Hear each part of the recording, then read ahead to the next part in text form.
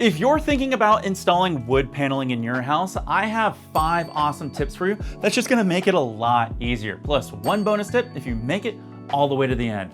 Tip number 1 is first make sure that you lay out all of your wood panel pieces first and inspect them for flaws, blemishes, and defects. If any of your wood panels have anything like minor issues, you know what? Just install these ones at the very bottom or at the very top. This way they're out of the eye line for you and other people looking at your wall panels. Tip number 2 is buy yourself a very heavy duty and long utility knife.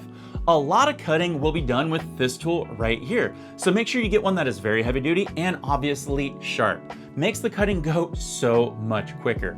If you can, try to buy one that has blades that are extra long. This right here makes it so easy to cut the sound absorbing padding from one side. Tip number 3 is don't use adhesive sprays and use adhesive caulking. While adhesive sprays work just fine, they are very messy, the spray can go everywhere in the room, and it can smell really bad.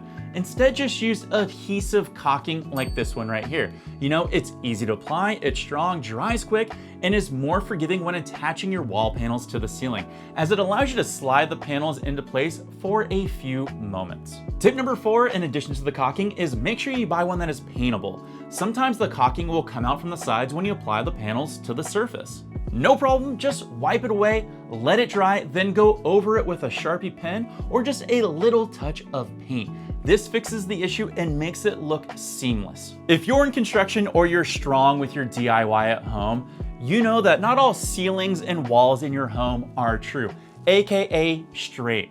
So going all the way from the bottom of the wall all the way to the top of the ceiling and beyond can be very tough due to all the slight angular cuts that you might have to make on your wood panels. Instead, consider framing in the wood paneling with extra pieces like I did. It makes it look for a clean and complete look.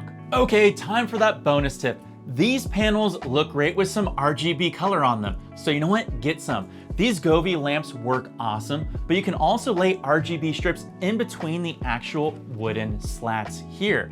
And you know what? I'm gonna do a video on that coming up real soon, so make sure you hit that sub button to know when it drops.